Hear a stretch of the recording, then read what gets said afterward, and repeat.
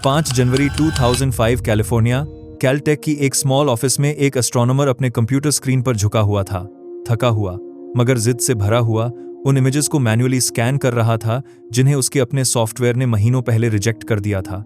पुरानी photographic plates, वो plates जो ऑटोमेटिक स्क्रीनिंग में पास नहीं हो पाई थी क्योंकि उन पर कुछ ऐसा था जो सॉफ्टवेयर ने नॉइज समझा था। बहुत स्लो मूविंग, इतना स्लो कि एक कंप्यूटर के लिए वो मूवमेंट बस एक एरर थी, एक फॉल्स पॉजिटिव। पर उस आदमी को इस सॉफ्टवेयर पर भरोसा नहीं था। उसके अंदर एक एहसास था कि कुछ छूट रहा है। उसने अपने पिछले 3 साल इसी काम में लगाए थे, सोलर सिस्टम के बाहरी हिस्से की सिस्टमैटिक खोज। एक के बाद एक नई दुनियाएं ढूंढी थीं, क्वाओर, ओर्कुस, सेडना। पर उसे पता था कि वहां कुछ और भी है, कुछ बड़ा, कुछ ऐसा जिसकी मौजूदगी ही पूरे सोलर सिस्टम की समझ को हिलाकर रख देगी। और उस दिन 21 अक्टूबर 2003 की 3 तस्वीरों की एक सीक्वेंस खोलकर जब उसने एक एक फ्रेम क्लिक करना शुरू किया, उसकी आंखों ने वो देखा जो सॉफ्टवेयर मिस कर गया था। एक हल्का सा, अकेला, धीमा सा बिंदु, पीछे के तारों के अगेंस्ट बहुत धीरे सरकता हुआ, एक बहुत ही सुस्त रफ्तार पर, जैसे टाइम खुद रुक गया हो। उस आदमी को तुरंत समझ आ गया कि यह कोई गड़बड़ी नहीं है, यह कुछ बहुत बड़ी बात है। वो बिंदु चमकीला था, मतलब वो ऑब्जेक्ट या तो बहुत बड़ा है या बहुत ज्यादा रोशनी वापस फेंकता है। और वो इतना धीमा हिल रहा था जितना उन्होंने अपनी पूरी खोज में पहले कभी नहीं देखा था। मतलब वो ऑब्जेक्ट बहुत बहुत दूर था, प्लूटो से भी दूर। उसका पहला विचार था, आई फाउंड अ प्लैनेट। पर उसे पता नहीं था कि वो जो प्लैनेट ढूंढ रहा है, वो प्लैनेट सिर्फ एक तरफ से एक नई दुनिया जोड़ने वाला नहीं था, वो दूसरी तरफ से एक पुरानी दुनिया को मार देने वाला था। एक 75 साल पुरानी पहचान को इतिहास से हटा देने वाला था। और उस पल में, उस छोटी सी ऑफिस में, बिना किसी को पता चले, एक जंग का ऐलान हो चुका था। एक ऐसी जंग जो अगले 1.5 साल में पूरी दुनिया के एस्ट्रोनॉमर्स को 2 हिस्सों में बांट देगी। यह कहानी है उस दुनिया की जिसने अपने नाम के मुताबिक एस्ट्रोनॉमी की दुनिया में फूट डाल दी। एक ऐसी दुनिया जो किसी ने उम्मीद नहीं की थी, पर जब आई तो हर प्लैनेट की परिभाषा बदलकर रख दी। एक ऐसा सेलेस्टियल बॉडी जिसका नाम ग्रीक मिथोलॉजी की उस देवी पर है जिसने ट्रोजन वॉर शुरू करवाई थी। यह कहानी है एरिस की, एक ऐसी दुनिया जिसने न सिर्फ सोलर सिस्टम का नक्शा बदल दिया बल्कि एक पूरी साइंटिफिक कम्युनिटी को आपस में लड़ा दिया। हेलो गाइस, चलिए शुरू करते हैं। उस आदमी का नाम था माइक ब्राउन, कैलटेक का एक प्रोफेसर, और उसके साथ थे उसकी टीम के 2 और साथी, चैड ट्रूजिलो और डेविड रैबिनोविट्स। तीनों एक ऐसे काम में लगे हुए थे जो एस्ट्रोनॉमी की दुनिया में सबसे बड़ी कोशिशों में से एक था। वो सोलर सिस्टम के बाहरी हिस्से को एक एक करके स्कैन कर रहे थे।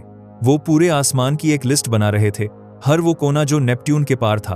उनकी खोज का निशाना थे ट्रांस नेपट्यूनियन ऑब्जेक्ट्स, या शॉर्ट में TNOs, बर्फ की वो दुनियाएं जो प्लूटो के साथ या उसके आगे जमे हुए अंधेरे में चक्कर लगाती हैं। उनका हथियार थी पालोमार ऑब्जर्वेटरी की 1.2 मीटर सैमुअल ओशन टेलीस्कोप, एक पुरानी टेलीस्कोप मगर बड़े एरिया को देखने के लिए परफेक्ट।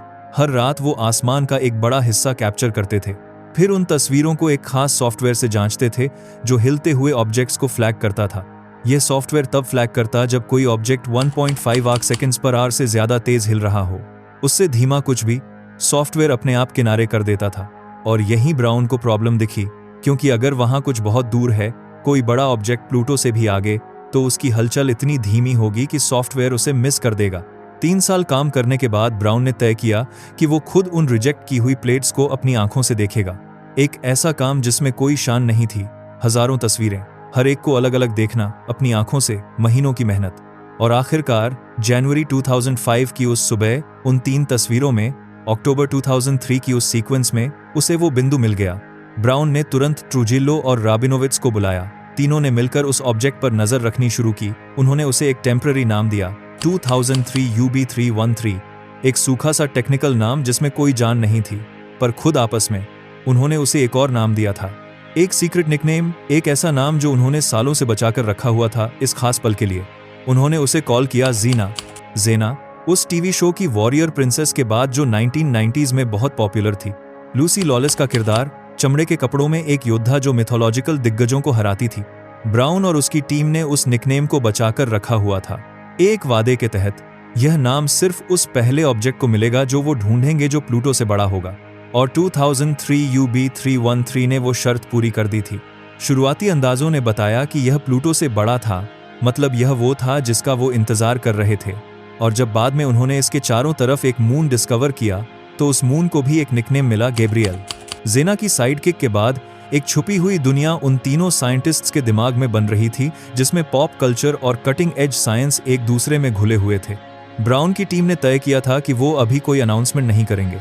उन्हें और ऑब्जर्वेशंस चाहिए थीं, साइज कंफर्म करना था, ऑर्बिट कैलकुलेट करना था, कोई मून है तो वो ढूंढना था। यह साइंटिफिक तरीका था, पर साइंटिफिक तरीका तब काम करता है जब बाकी सब लोग ईमानदारी से खेलें। और जुलाई 2005 में ईमानदारी टूट गई। 27 जुलाई 2005 को एक दूसरी टीम ने अचानक अनाउंस कर दिया कि उन्होंने एक बड़ा टीएनओ डिस्कवर किया है, जिसे बाद में हाउमेया कहा गया। पर एक प्रॉब्लम थी। उस टीम ने ब्राउन के टीम के सबके लिए खुले हुए ऑब्जर्वेशन लॉग्स को एक्सेस किया था, यानी एक तरह की चोरी, एक ऐसा कदम जो ईमानदारी से ग्रे था और जिसने ब्राउन को आग बबूला कर दिया। अब ब्राउन के पास कोई चॉइस नहीं थी। अगर वो रुकते रहे तो कोई भी उनके डेटा को देखकर 2003 UB313 को भी अपना बता सकता था। उन्हें तुरंत पब्लिश करना था। उसी दिन 29 जुलाई 2005 को ब्राउन की टीम ने प्रेस कॉन्फ्रेंस में दो बड़े बॉडीज की डिस्कवरी अनाउंस कर दी। एक मेक था और दूसरा था यह नया ऑब्जेक्ट जीना, यह आने वाले दिनों का एरिस। और जैसे ही अनाउंसमेंट हुई, साइंटिफिक दुनिया में एक तरह का तूफान आ गया, क्योंकि शुरुआती गणनाएं बता रही थीं कि यह नया ऑब्जेक्ट प्लूटो से 25% बड़ा है। यानी यह प्लूटो से बड़ा था, यानी अगर प्लूटो एक प्लैनेट है तो यह भी प्लैनेट है, यानी हमारे सोलर सिस्टम में अब 10 प्लैनेट्स हैं। पर सवाल यह था कि क्या ये यहीं रुकेगा? क्योंकि अगर एक नया प्लैनेट मिल गया है जो प्लूटो से बड़ा है, तो जल्दी ही और मिलेंगे। पहले ही क्वाओर, ओर्कुस, सेडना, मेक हाउमेया की डिस्कवरी हो चुकी थी। अगले कुछ साल में दर्जनों ऐसे बॉडीज डिस्कवर हो सकते थे। क्या हम सबको प्लैनेट्स कहेंगे? क्या स्कूल के बच्चों को 50 प्लैनेट्स के नाम याद करवाने पड़ेंगे? माइक ब्राउन ने खुद बाद में लिखा, हमारे पास सिर्फ 2 रास्ते थे, या तो हम नए प्लैनेट्स जोड़ें या फिर एक मौजूदा प्लैनेट को हटाएं। और इसी एक वाक्य में पूरी कहानी का असली ड्रामा छिपा हुआ था। इंटरनेशनल एस्ट्रोनॉमिकल यूनियन यानी IAU, जो दुनिया में एस्ट्रोनॉमी से जुड़े नामों और परिभाषाओं की ऑफिशियल संस्था है, उसके पास कोई चॉइस नहीं थी। उन्हें कुछ करना था। 2006 में उन्होंने अपनी 26वीं जनरल असेंबली में, जो प्राग में हो रही थी, इस सवाल को फॉर्मल वोट के लिए रखा। पहली बार इतिहास में यह सवाल एक्चुअली फॉर्मली पूछा गया, एक ऐसा सवाल जो हजारों साल से सबने मान लिया था। एक सवाल जिसका कोई साइंटिफिक जवाब किसी ने कभी मांगा नहीं था। What is a planet? और जब यह सवाल सामने आया तो एस्ट्रोनॉमी कम्युनिटी 2 हिस्सों में बंट गई। एक तरफ थे वो साइंटिस्ट्स जो जियोफिजिकल परिभाषा के लिए लड़ रहे थे। उनका कहना था कि एक प्लैनेट को उसकी अपनी प्रॉपर्टीज से तय होना चाहिए। अगर कोई ऑब्जेक्ट इतना बड़ा है कि उसकी अपनी ग्रेविटी उसे एक गोल शेप में पकड़ सकती है, तो वो एक प्लैनेट है। बस यही एक शर्त। आसान, साफ, साइंटिफिक। इस परिभाषा के तहत प्लूटो, एरिस, सेरेस और शायद दर्जनों दूसरे बॉडीज सब प्लैनेट्स बन जाते। दूसरी तरफ थे वो साइंटिस्ट्स जो डायनामिकल परिभाषा के लिए लड़ रहे थे।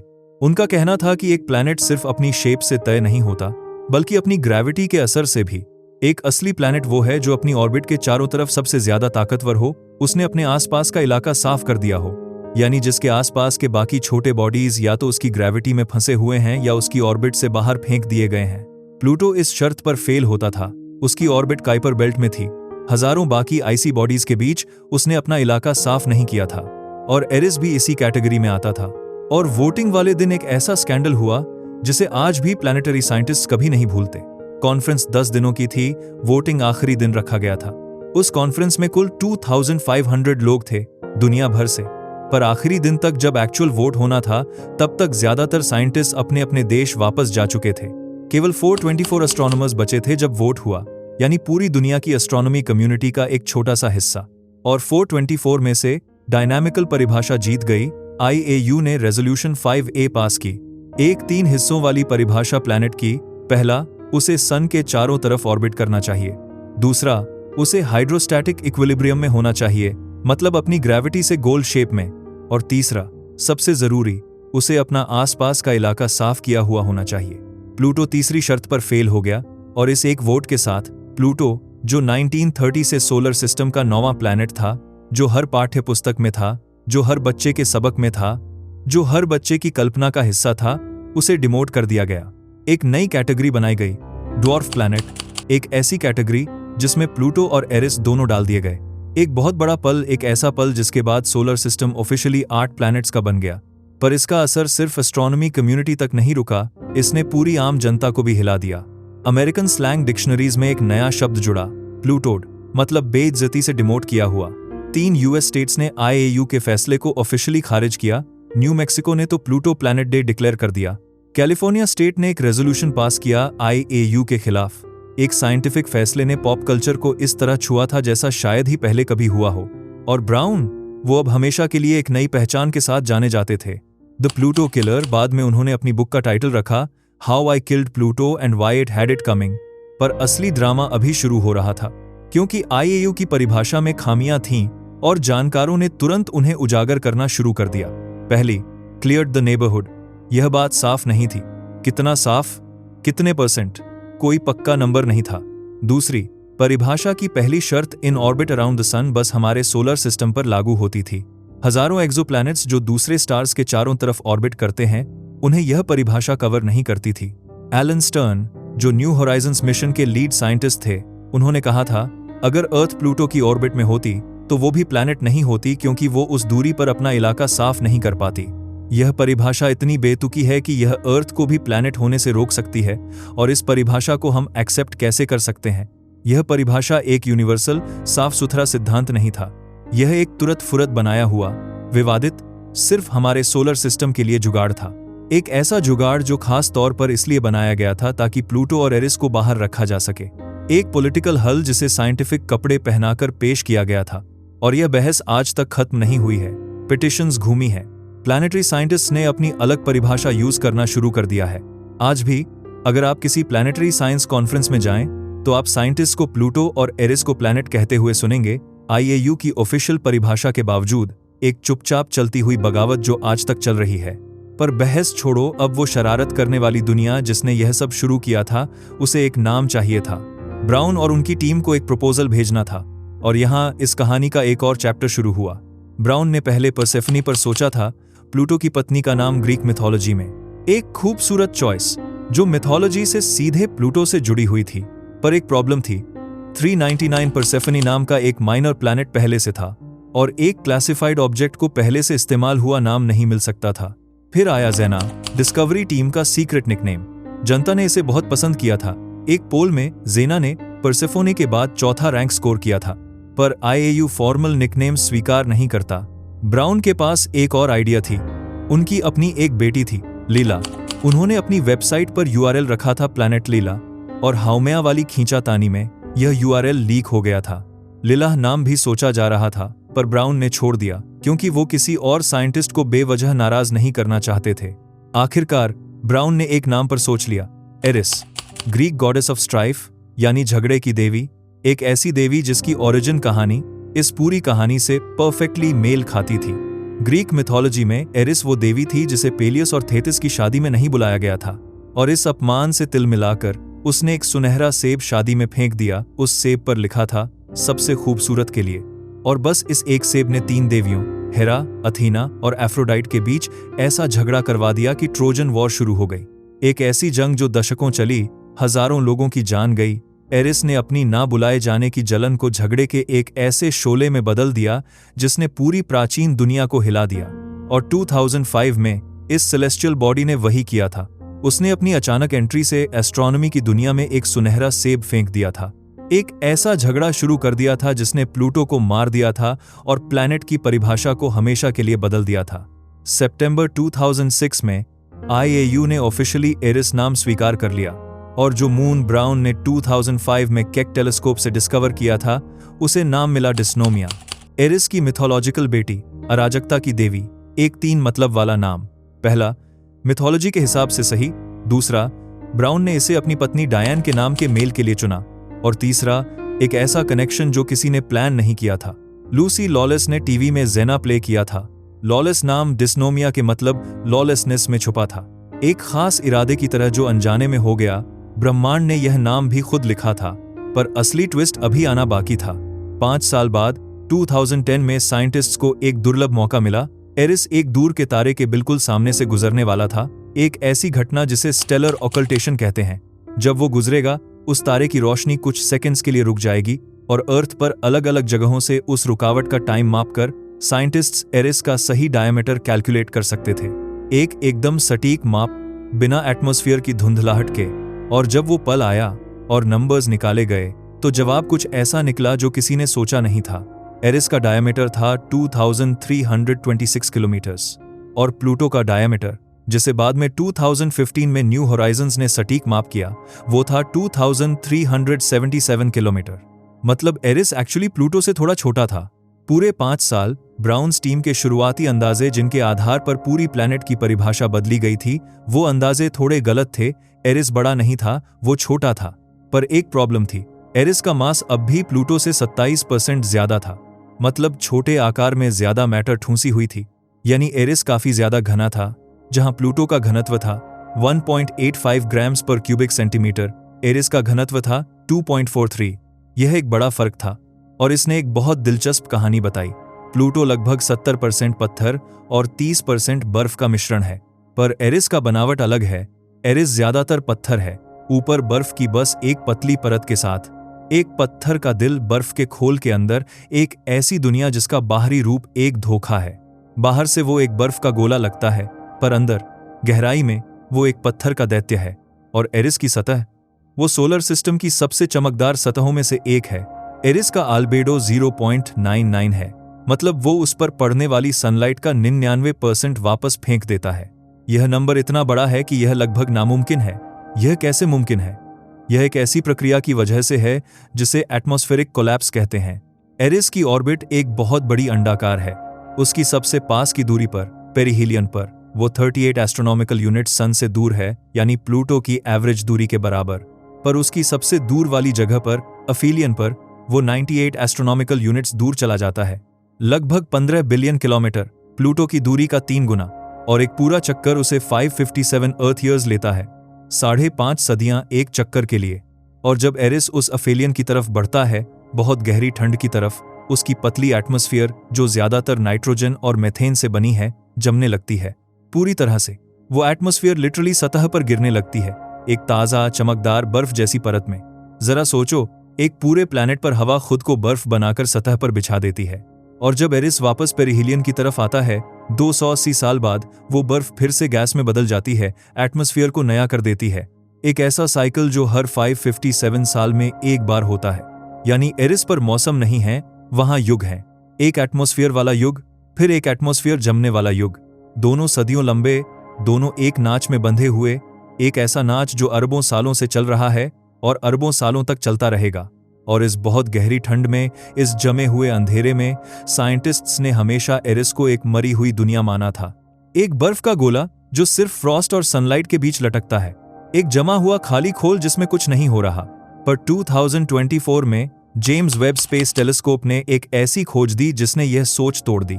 वेब ने एरिस की सतह पर मेथेन को स्टडी किया, पर सिर्फ मेथेन को नहीं, बल्कि मेथेन के अलग अलग आइसोटोपोलॉग्स को। ये वो मॉलिक्यूल्स हैं जिनमें हाइड्रोजन एटम्स की जगह ड्यूटेरियम एटम्स हो सकते हैं, यानी भारी हाइड्रोजन।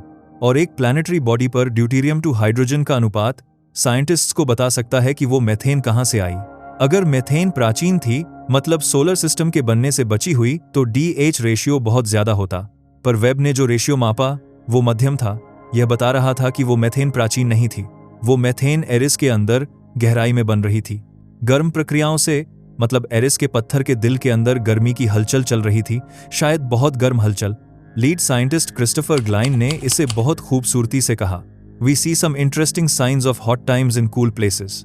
मतलब यह संभावना है कि एरिस के अंदर, उसकी सतह के नीचे कहीं गहरे, एक तरल पानी का समुद्र है।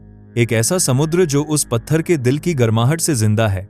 अर्थ से अरबों किलोमीटर दूर, सन की रोशनी से लगभग पूरी तरह कटा हुआ, फिर भी एक गर्म समुद्र। एक ऐसी जगह जो थियोरेटिकली जीवन के लिए सही हो सकती है। जिस दुनिया को हमने एक जमा हुआ खाली खोल समझा था, वो एक्चुअली जिंदा है। उसका पत्थर का दिल अभी भी धड़क रहा है, अरबों साल बाद भी। और इस सब के बीच एरिस अकेला नहीं है, उसका एक साथी है, डिस्नोमिया।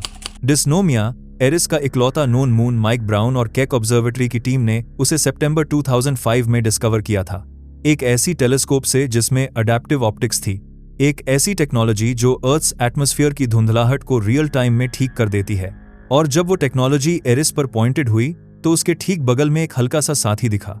डिस्नोमिया एरिस के 25% डायमीटर का है, यानी छोटा, मगर ड्वार्फ प्लैनेट्स के हिसाब से बहुत बड़ा। वो चारोन के बाद किसी ड्वार्फ प्लैनेट का दूसरा सबसे बड़ा मून है। सैटर्न के एन्सेलेडस से बड़ा, मीमास से बड़ा। पर डिस्नोमिया का सबसे दिलचस्प फीचर उसका कालापन है।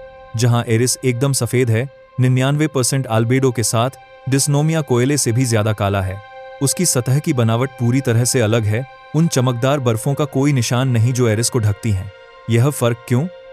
सबसे मानी हुई सोच यह है कि डिस्नोमिया एक बहुत बड़ी टक्कर से बना था। बहुत अरबों साल पहले जब सोलर सिस्टम नया था, एक बहुत बड़ा ऑब्जेक्ट नौजवान एरिस से टकराया। उस टक्कर ने मलबे का एक बहुत बड़ा बादल ऑर्बिट में फेंक दिया। वो मलबा धीरे धीरे जुड़कर एक सिंगल सैटेलाइट बन गया, डिस्नोमिया। एक हिंसक जन्म जिसमें जल्दी उड़ जाने वाली बर्फें हट गईं, एक ज्यादा काला, ज्यादा पत्थर वाला बॉडी पीछे छोड़कर।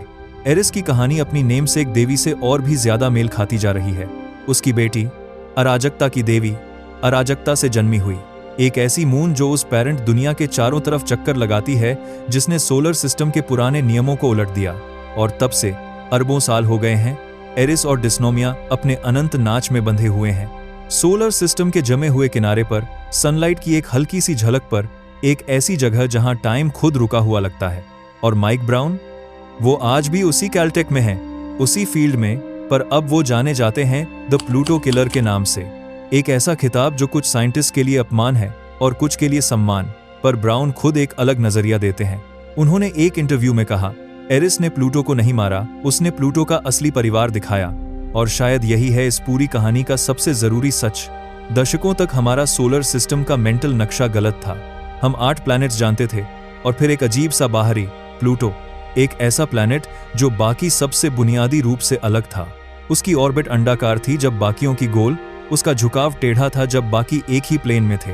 उसकी बनावट पत्थर और बर्फ की थी जब बाकी या तो रॉकी टेरेस्ट्रियल थे या गैस जायंट्स। प्लूटो एक अजीब बाहरी था जिसे हमने अनदेखा किया था। एरिस ने हमें मजबूर किया कि हम इस सच का सामना करें कि प्लूटो अजीब बाहरी नहीं था। प्लूटो एक पूरी आबादी का एक नमूना था, एक ऐसी आबादी जो हमने पहले देखी नहीं थी। ट्रांस नेप्ट्यूनियन ऑब्जेक्ट्स, काइपर बेल्ट और स्कैटर्ड डिस्क के आइसी वर्ल्ड्स, हजारों बॉडीज जिनमें से कुछ बहुत बड़े हैं, कुछ छोटे, कुछ वहां ठहरे हुए हैं, कुछ अराजक ऑर्बिट्स में बिखरे हुए हैं। आज हम जानते हैं कि हमारे सोलर सिस्टम के 3 अलग इलाके हैं। पहला इलाका है अंदरूनी पत्थर वाले प्लैनेट्स का, मर्क्यूरी से मार्स तक। दूसरा इलाका है गैस और आइस जायंट्स का, जुपिटर से नेपट्यून तक। और तीसरा इलाका है बहुत बड़ा और बिखरा हुआ, ड्वार्फ प्लैनेट्स और टीएनओज का। एरिस और प्लूटो उस तीसरे इलाके के राजा हैं, जमे हुए अंधेरे के साम्राज्य के शासक। और एरिस अपने उस साम्राज्य में सबसे रहस्यमयी फिगर है। वो सबसे बड़ा नोन ऑब्जेक्ट है हमारे सोलर सिस्टम में जिसे एक स्पेसक्राफ्ट ने अभी तक विजिट नहीं किया है। न्यू होराइजन्स ने प्लूटो की दिल दहला देने वाली क्लोज-अप इमेजेस दी। हमने चारोन को नंगी आंखों से देखा, पर एरिस अभी भी एक दूर का बिंदु है। उसके राज्य अरबों किलोमीटर खाली स्पेस के पार छुपे हुए हैं। एक प्रपोज मिशन एरिस तक पहुंचने में 25 साल लगाएगी। एक ऐसी यात्रा जो पीढ़ियों को पार करेगी। जो साइंटिस्ट्स आज वो मिशन प्लान कर रहे हैं, वो शायद उसकी फाइंडिंग्स देखने के लिए जिंदा भी ना हो। एरिस अपने राज अभी और कुछ टाइम तक अपने पास रखेगी, शायद हमेशा। और शायद यही इस पूरी कहानी का सबसे गहरा सबक है। आई होप कि आज के इस वीडियो से आपने कुछ नया जरूर सीखा होगा। अगर सीखा तो इस वीडियो को लाइक करना मत भूलना, अपने दोस्तों के साथ शेयर जरूर करना। और अगर आप नए हैं चैनल पर तो सब्सक्राइब करो और नोटिफिकेशन बेल ऑन कर लो। मिलते हैं अगले वीडियो में।